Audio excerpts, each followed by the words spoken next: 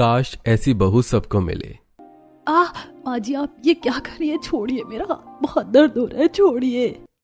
ये तू क्या कर रही है? तूने खुद तो अपना हाथ पकड़ रखा है। माँ जी मत करिए, मेरा हाथ दर्द हो रहा है। सूरज, कहाँ हो तुम? जल्दी आओ। संध्या के चिल्लाने की आवाज सुनकर उसका पति सूरज जल्दी से रसोई में आता है। अरे संध्या, क्या हुआ? क्यों चिल्ला रही हो? देखो ना सूरज, तुम्हारी माँ ने मेरा हाथ कितनी तेज से मोड़ा है। मेरी सिर्फ इतनी गलती थी कि मैं सब्जी में नमक डालना भूल गई थी, और इस बात पर उन्होंने देखो मेरे हाथ का क्या हाल किया है। क्या? ये सब करने की आपकी हिम्मत कैसे हुई मेरी बीवी के साथ? बेचारी का पूरा हाथ लाल कर दिया। आपको शर्म नहीं आई? बेटा तेरी बीवी झूठ कह रही है, मैंने ऐसा कुछ भी नहीं किया, बल्कि उसने खुद अपना हाथ तेजी से पकड़ा था। आप क्यों झूठ कह रही हैं? भला मैं क्यों अपने आप को तकलीफ दूंगी? सूरज प्लीज ट्रस्ट मी, मैंने ऐसा नहीं किया। तुम्हें कुछ कहने की जरूरत नहीं है, मुझे तुम पर खुद से ज्यादा भरोसा है। और माँ, आपसे तो मैं बाद में बात करता हूँ। सूरज संध्या को अब सीधा कमरे में ले जाता है और उसके हाथ पर दवाई लगाने लगता है। तो वहीं दूसरी तरफ किचन में खड़ी सरला बस रो रही होती है। हे भगवान, बहू तो मुझे एक ना एक दिन मेरे बेटे से दूर करके ही मानेगी। पता नहीं वो किस जन्म की दुश्मनी निभा रही है मुझसे। ये तो मुझे पहले ही छोड़कर जा चुके, और अगर कहीं मेरा बेटा चला गया तो फिर मेरा क्या होगा? एक तरफ अपनी बहू की हरकतों से परेशान सरला किचन में रो रही होती है, तो वहीं सूरज संध्या को संभालने में लगा होता है। परेशान मत हो, मैं हूं ना तुम्हारे साथ। मैं माँ को समझा दूंगा, वो दोबारा ऐसा नहीं करेंगी। सूरज, तुमने मुझसे लव मैरिज करी है ना, इसलिए शायद माँ जी मुझे पसंद नहीं करती। कहीं वो एक दिन मुझे टीवी सीरियल की सास की तरह जलाकर मार तो नहीं देंगी ना? ये कैसी बातें कर रही हो तुम? मैं तुम पर आंच नहीं आने दूंगा, समझी तुम? बस इसी तरह मेरी बातों पर यूं ही यकीन करते रहो। इस बुढ़िया को मेरी और सूरज की शादी से बहुत दिक्कत थी ना। अब बस देखती जाइए माँ जी की कैसे मैं धीरे धीरे आपके बेटे को आपके खिलाफ कर दूंगी। संध्या ये सब कुछ जानबूझकर कर रही थी ताकि सूरज पूरी तरह से अपनी माँ का साथ छोड़ दे। इसी तरह अब 1-2 दिन गुजर जाते हैं। सरला मार्केट में सब्जी लेने आई होती है कि तभी मार्केट में सरला के मोहल्ले की औरतें उसे देखकर, अरे ये तो वही है ना जो दिन रात अपनी बहू पर अत्याचार करती है। पता है कल दोपहर भी इसकी बहू की चिल्लाने की आवाज आ रही थी। पता नहीं बेचारी इसकी बहू ये सब कैसे बर्दाश्त कर रही है, वरना आजकल की बहू को देखा है, सास जरा सा चिल्ला क्या दे, बहू तो ससुराल छोड़कर मायके ही जाकर बैठ जाती है। मेरा तो ऐसी औरतों से बात करने का भी मन नहीं करता। भगवान ने इसे बेटी नहीं दी है ना, इसीलिए ये क्या ही दूसरे की बेटी का दुख समझेगी। अपनी बहू की वजह से आस पड़ोस में भी सरला काफी ज्यादा बदनाम थी, लेकिन बेचारी अब क्या ही कर सकती थी। तो वहीं दूसरी तरफ सरला की बहन संगीता, जिसके बेटे की उम्र भी अब शादी लायक हो चुकी थी। अरे आप चाय भी पी लीजिए, ठंडी होने को आ गई है। जब देखो बस अखबार में ही लगे रहते हो, पता नहीं इन्हें कौन सा खजाना मिलता है इसे पढ़कर। अरे खजाने का तो पता नहीं, लेकिन देश भर की खबरें मिल जाती हैं। अब इसे ही देख लो, नमनपुर नाम के गांव में एक बहू ने अपने ही सास को मार के घर के पीछे दफना दिया, वो भी सिर्फ चंद पैसों के लिए। क्या जमाना आ गया है। हे भगवान, ये बहुएं तो जल्लाद से ज्यादा खतरनाक होती हैं। एक समय था जब सास बहू पर अत्याचार करती थी, और अब देखो बहुएं कैसे सास पर अत्याचार कर रही हैं। अरे तुमने वो गाना नहीं सुना, अपना टाइम आएगा? लगता है अब बहुओं का टाइम आ गया है, अब सास की बारी है बहू से बचने की। आप तो बस हर चीज का मजाक ही उड़ाते रहो, मुझे तो आपसे बात ही नहीं करनी है, मैं चली घर के काम करने। इतना कहकर संगीता चली जाती है और घर के सारे काम निपटा कर अपनी बहन सरला को कॉल करती है। कभी तू भी कॉल कर लिया कर, तुझे याद नहीं आती क्या मेरी? कैसी है? मैं ठीक हूँ, तेरी आवाज को क्या हुआ? कोई बात हुई है क्या? बता, मुझे परेशान सी लग रही है। क्या बताऊं सरला, मेरी बहू ने तो मेरा जीना हराम कर दिया है। रोज मेरे बेटे से मेरी चुगली करती है और मेरा बेटा भी सिर्फ उसी की बात सुनता है। तू मान भी तो गई थी अपने बेटे की लव मैरिज के लिए। बहुएं तो होती ही बुरी हैं, लेकिन कम से कम अरेंज मैरिज करके लाती तो थोड़ा उसके बारे में तुझे पता तो होता। मैं तो 100 रिश्ता देखने के बाद ही अपने बेटे के लिए कोई लड़की पसंद करूंगी जो सच में एक अच्छी बहू बने। अपनी बहन की बहू की हरकतों को सुनकर संगीता को बहू को लेकर और थोड़ी घबराहट शुरू हो जाती है। दरअसल आज के माहौल को देखकर संगीता बहू से काफी ज्यादा डरा करती थी। ऐसे ही कुछ समय गुजरता है। संगीता छत पर अपने गीले बालों को सुखा रही होती है कि तभी वो देखती है कि उसकी पड़ोसन नीलम एक पैर से लंगड़ाते हुए छत पर कपड़ों से भरी बाल्टी लेकर आई है और उन्हें सुखा रही है। ये देखकर संगीता, अरे नीलम, तुम्हारे पैर में क्या हुआ और ऐसी हालत में तुम छत पर कपड़े सुखाने आई हो? तुम्हारी बहू कहाँ है?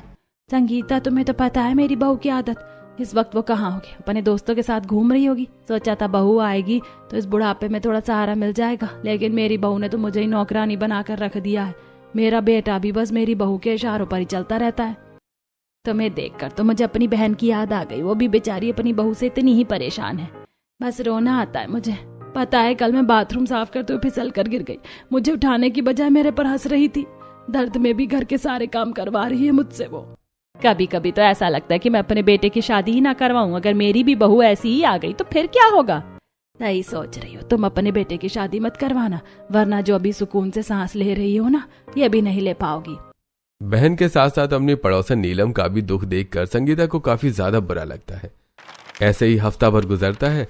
आज संगीता अपनी कुछ सहेलियों के साथ बाहर बाजार आई होती है। अब क्या बताऊं तुम लोगों को, मेरी बहू हो एक नंबर की आलसी है। घर का कोई काम नहीं करती, बस पूरा दिन फोन ही चलाती है। मेरी बहू के भी ऐसा ही हाल है। मेरे सामने तो चेरनी बन जाएगी और पति के सामने भीगी बिल्ली बन जाती है। मेरा बेटा वो तो कुत्ते की दुम की तरह बस उसके पीछे ही घूमता रहता है। कभी कभी तो लगता है उसको मैंने नहीं बल्कि उसकी पत्नी ने ही जन्म दिया है। बस बहुओं की ही बातें करती रहोगी। इतने समय के बाद मिल रहे हैं हम, कोई और बातें नहीं है क्या? तुम तो ऐसा बोलोगी ही, तुम्हारी बहू थोड़ी ना है। कल को जब तुम्हारी भी बहू आ जाएगी ना, तो तुम भी हमारी तरह अपनी बहू की बुराई करती फिरोगी। अपनी सहेलियों की बात सुनकर अब संगीता भी सोच में पड़ जाती है। तो वहीं शाम में जब संगीता बाजार से घर लौटती है तो अच्छा वो संगीता तुम आ गई। मैं कब से तुम्हारा इंतजार कर रहा था। पता है हमारे संजय के लिए एक अच्छे से घर सा रिश्ता आया है और कल हम वहीं देखने जा रहे हैं। अभी हमारे बेटे की उम्र ही क्या है, इतनी जल्दी शादी की क्या जरूरत है? देखिए मैं बहू लाने में कोई जल्दबाजी नहीं करना चाहती। कल को पता चले कि मेरा मेरी बहन और पड़ोसन जैसा ही हाल हो रहा है। बस तुम कुछ ज्यादा ही सोच रही हो, हर कोई एक जैसा नहीं होता। कमलेश के समझाने पर संगीता समझ जाती है और अब अगले दिन संगीता और कमलेश अपने बेटे संजय के लिए एक छाया नाम की लड़की का रिश्ता देखने के लिए जाते हैं। बहन जी आपकी लड़की को बुला दीजिए। आप लोगों से तो मिल लिए, अब आपकी बेटी से भी मिल लेते।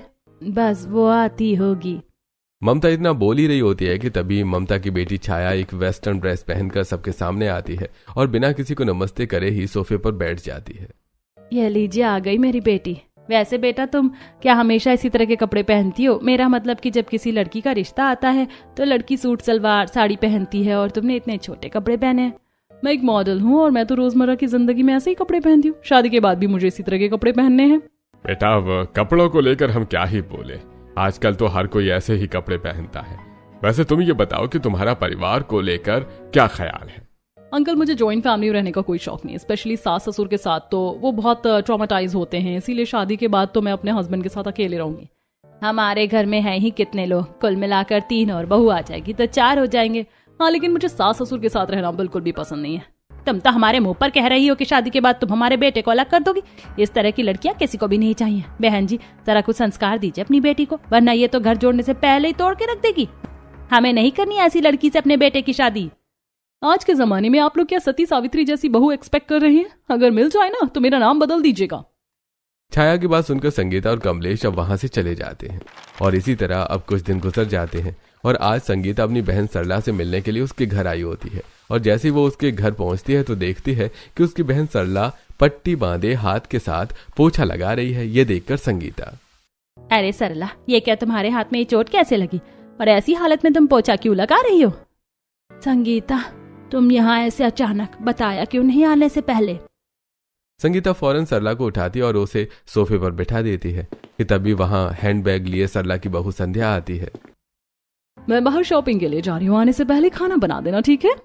संध्या ये तुम्हारी सास है या कोई नौकरानी? तुम इस तरह से ऑर्डर कैसे दे रही हो? और तुम्हारी सास के हाथ में चोट लगी है और तुम हो कि बाहर शॉपिंग के लिए जा रही हो। पता है ऐसी हालत में मेरी बहन पोछा लगा रही थी।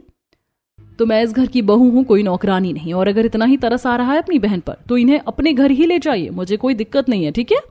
इतना कहकर संध्या वहां से मुंह बनाकर चली जाती है जिसे देखकर संगीता, सरला तुम्हारी बहू तो सच में बहुत बुरी है। एक समय था जो हमारी सास के सामने हमारी चू नहीं निकलती थी और ये आजकल की बहुएं हैं। मुझे तो अब सच में अपने बेटे के लिए बहू नहीं लानी। अपनी आंखों के सामने ये चीज होता देखकर संगीता और ज्यादा घबराने लगती है। लेकिन उसे क्या पता था कि जिस चीज से वो आज इतना डरती आई थी वही चीज अब उसकी जिंदगी में एकदम से होने वाली थी। संगीता और कमलेश आराम से हॉल में बैठकर चाय पी रहे होते हैं। तभी उनका बेटा संजय वरमाला पहने अपनी गर्लफ्रेंड सोनम से शादी करके उसे घर ले आता है, जिसे देखकर संगीता और कमलेश, ये सब क्या है? ये कोई मजाक तो नहीं? तूने शादी कर ली? अरे इतनी भी क्या पड़ी थी तुझे शादी करने की? सोनम मेरी गर्लफ्रेंड है और मैं जानता था कि आप कभी भी मेरी लव मैरिज नहीं करवाती, इसलिए मैंने आज सोनम से मंदिर में शादी कर ली। माँ जी, पापा जी, हमें माफ करिएगा, लेकिन हम एक दूसरे से बहुत प्यार करते थे और हम एक दूसरे के बिना नहीं रह सकते थे। लेकिन आप फिक्र मत करिए, आपने जैसी सोची थी ना, मैं उससे भी अच्छी बहू बनकर दिखाऊंगी आप लोगों को। अरे अपना ये ढोंग बंद करो,